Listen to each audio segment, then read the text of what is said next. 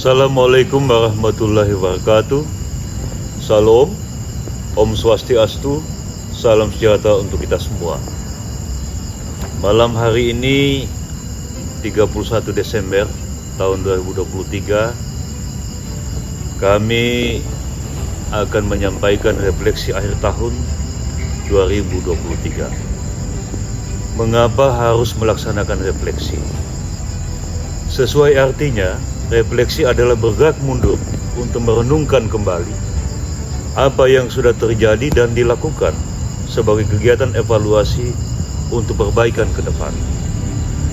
Karena itu seyogianya, semua figur atau lembaga publik yang mendapat amanah dari rakyat melaksanakan dan menyampaikan refleksi pada setiap akhir tahun sebagai bagian dari akuntabilitas atau pertanggungjawabannya kepada rakyat.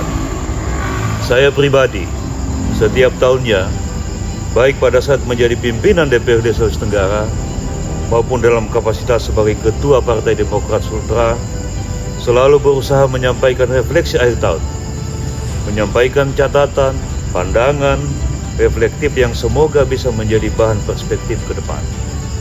Penting juga kita lakukan karena tahun 2024 adalah sangat penting dalam momentum perjalanan daerah Sulawesi Tenggara yang kita cintai ini. Di 2024 kita akan memilih presiden, anggota DPR RI, DPD, DPRD Provinsi, dan DPRD Kabupaten Kota, serta gubernur, wakil gubernur, bupati dan wakil bupati di 17 kabupaten kota di Provinsi Sulawesi Tenggara. Saya memulai catatan refleksi akhir tahun ini dari isu pembangunan dasar daerah Sulawesi Tenggara mencakup beberapa hal penting, di antaranya pertama, infrastruktur dasar. Menurut catatan Biro Pusat Statistik, total panjang jalan tercatat di Sulawesi Tenggara adalah 12.783,42 km.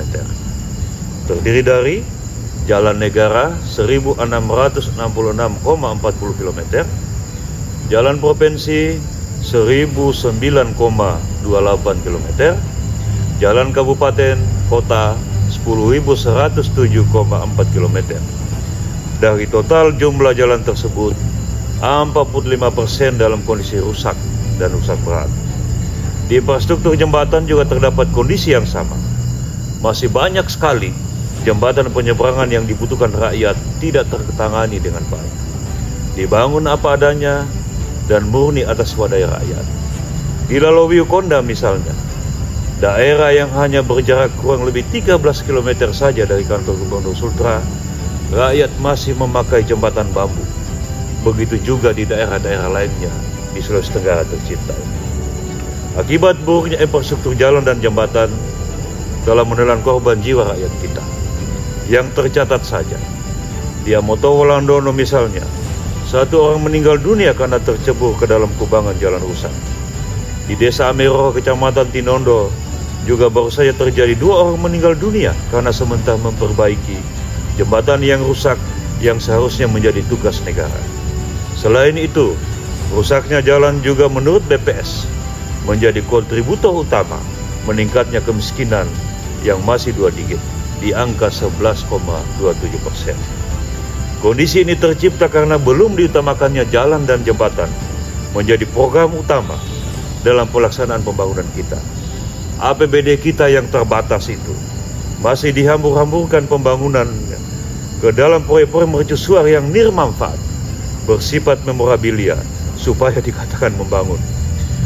Di tingkat pemerintah Provinsi Sulawesi Tenggara saja misalnya, kita mencatat proyek seperti Jalan Toronipa dengan anggaran 1,4 triliun, perpustakaan internasional dengan anggaran kurang lebih 100 miliar, rumah sakit jantung internasional dengan anggaran 400 miliar, pagar jalan Taman Rujab Gubernur dengan anggaran kurang lebih 250 miliar, kantor gubernur 23 lantai dengan anggaran kurang lebih 400 miliar.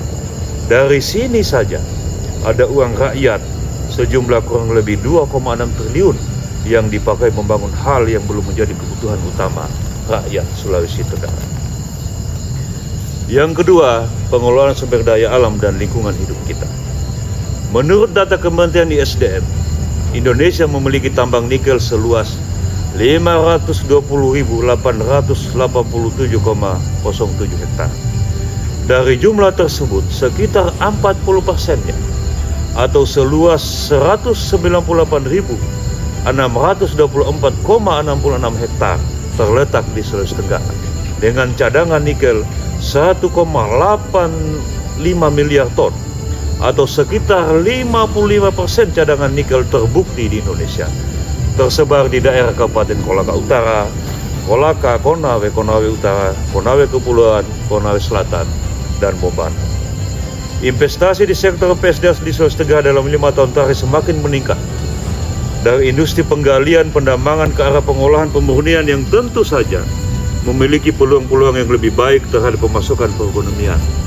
Realitas menunjukkan investasi PSDA terutama di sektor bahan galian dan pengolahan mineral logam biji nikel belum menunjukkan dampak-dampak yang baik terhadap kontribusi pembangunan daerah, baik dari sisi pemasukan keuangan daerah maupun efek-efek pertumbuhan dan pemerataan pembangunan ekonomi daerah.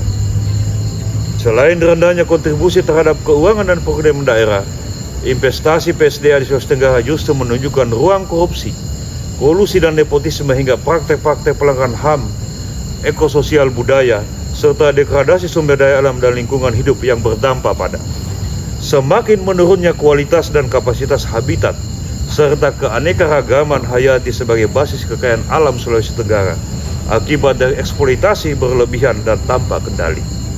Semakin meluasnya bencana alam disertai dampak-dampak terhadap kehidupan yang meluas yang disebabkan menurunnya kualitas dan kapasitas daya dukung dan daya tampung ekologi serta rusaknya berbagai ekosistem penting penyangga kehidupan. Semakin meluasnya kerusakan sumber-sumber kehidupan penting, masyarakat adat, petani, nelayan yang memicu kehilangan tata produksi, konsumsi dan distribusi serta kehidupan ekonomi sosial budaya. Intinya, kekayaan alam yang dimiliki Sulawesi Tenggara ini tidak relevan dengan kesejahteraan rakyat yang dinikmati, terutama oleh mereka yang hidup di sekeliling praktek pertambangan itu terjadi.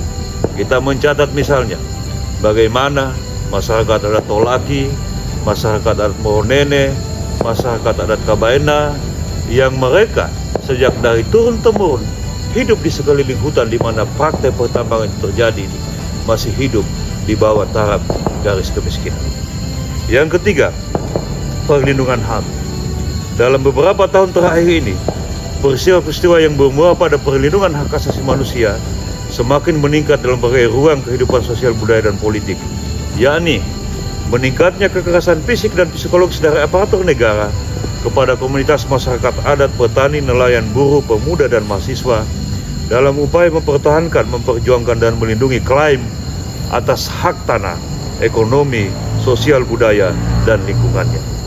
Meluasnya tingkat kejahatan kriminalitas oleh individu maupun kelompok sosial secara terang benderang atau langsung yang mengancam keselamatan jiwa, raga, dan materi warga Sulawesi Tenggara. Terabaikannya tanggung jawab sosial budaya dan lingkungan oleh praktik investasi terhadap hak-hak dasar masyarakat adat, petani, nelayan, dan tenaga kerja. Kami misalnya mengemukakan contoh untuk ini. Pertama, ada penembakan 4 orang nelayan tradisional di Kecamatan Laonti oleh aparat kepolisian negara. 2 orang diantaranya meninggal dunia. Terhadap hal ini, kami berpendapat, walaupun misalnya peristiwa ini sudah diselesaikan secara kekeluargaan oleh korban maupun pelaku, tetapi menurut hemat kami, publik masih menantikan proses hukum untuk membuat peristiwa ini terang benderang dan tidak terjadi lagi peristiwa semacam ini di masa depan. Contoh yang lain, kriminalisasi 3 orang petani kecil di Kecamatan Angata dalam rangka memperjuangkan hak atas tanahnya terhadap investasi perkebunan. Perampasan wilayah tenurial adat untuk kelola ruang hidup masyarakat adat petani seperti yang terjadi di Pulau Wawoni, Pulau Kabaena, Konawe Selatan, dan Konawe Utara. Kita juga beberapa waktu yang lalu mendapatkan informasi tentang bagaimana wartawan yang ditersangkakan hanya karena menulis laporan tentang upaya sekelompok warga yang memprotes praktek pertambangan di wilayah Desa Terobulu, Kecamatan Laea, Kabupaten Konawe Selatan. Yang selanjutnya, tata kelola pemerintahan.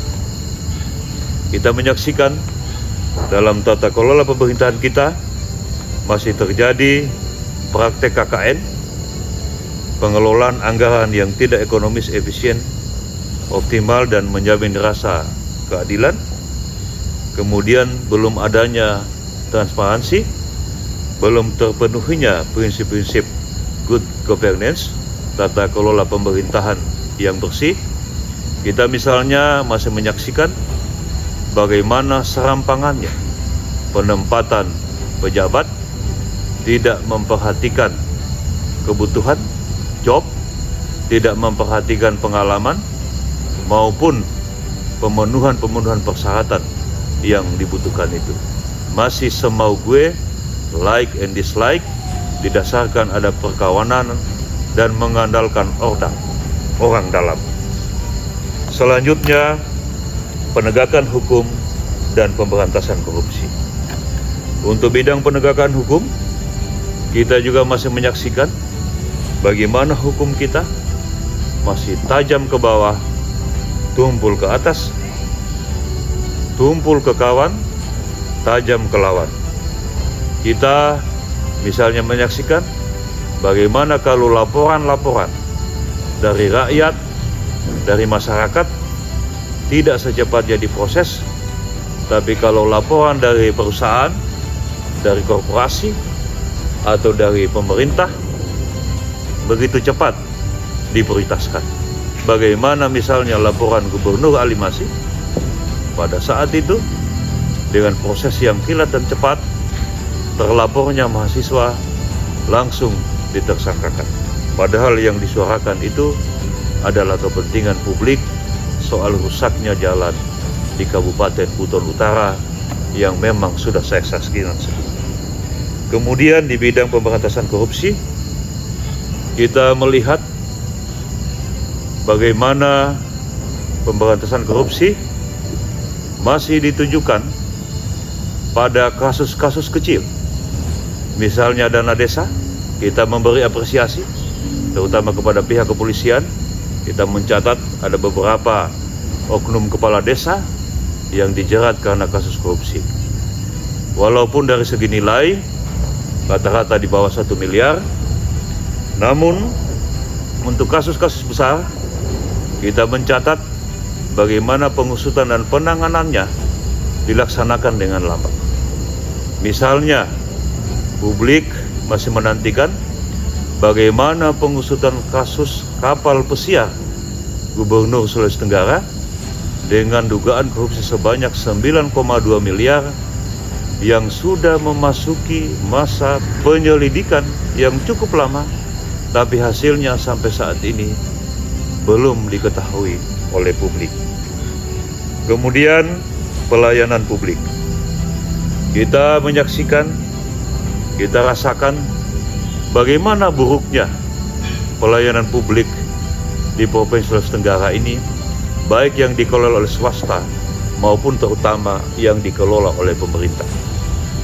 Kita mencatat di tahun 2023 ini saja bagaimana 15 orang warga di Kabupaten Buton Tengah tenggelam karena memakai kapal yang over kapasitas dan mungkin juga tidak layak di saat ingin menghadiri event yang menggembirakan, yaitu hari ulang tahun di Kabupaten Buton Tengah.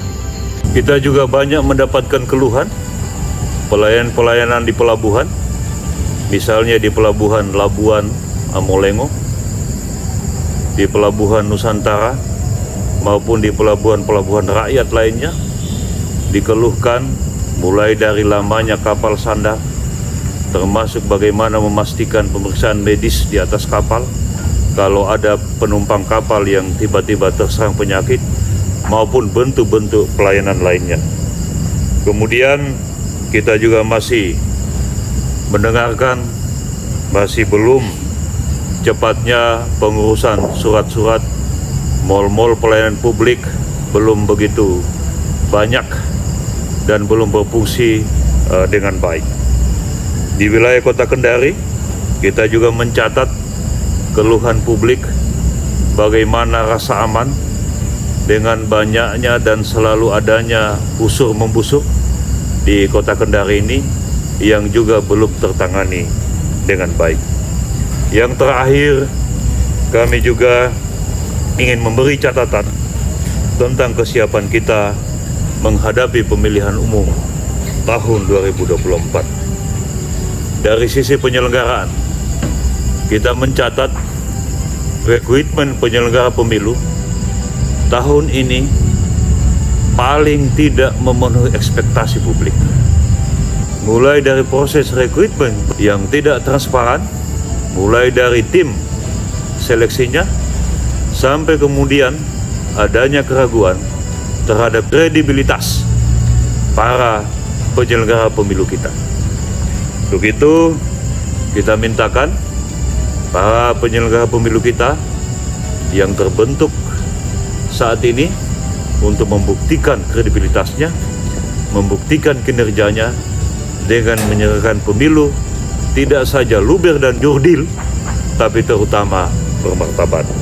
Untuk soal pemilu yang bermartabat ini, serta luber jurdil, kita mendapatkan beberapa isu yang berkembang di lapangan yang harus diklarifikasi. Isu yang pertama, adanya dugaan para kepala sekolah SMA yang didudukan karena pertimbangan loyalitas dan kawanitas serta ordal saja yang diarahkan untuk memilih caleg dan partai tertentu serta paslon pilpres tertentu. Kita juga mendengar bagaimana tekanan terhadap para pendamping desa. Katanya kalau tidak memilih partai tertentu, saya sebut saja partai PKB, maka keberadaannya akan dievaluasi. Begitu juga di Bansos. Kita misalnya pernah menyaksikan video yang viral, yang sayang kita tidak ketahui juntrungannya, pengusutannya saat ini. Bagaimana di Mandonga, kalau tidak salah tepatnya, ada intimidasi kepada warga apabila tidak memilih partai tertentu, kita sebut saja PDIP, dan caleg tertentu, maka PKH-nya akan digantikan.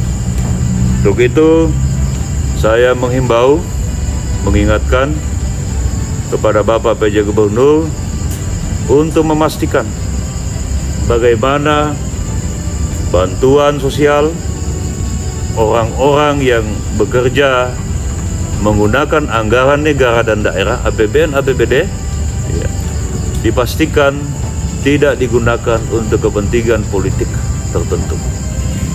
Saya kira ini yang dapat kami sampaikan berkenaan dengan refleksi akhir tahun 2023. Hari ini adalah akhir, besok adalah awal.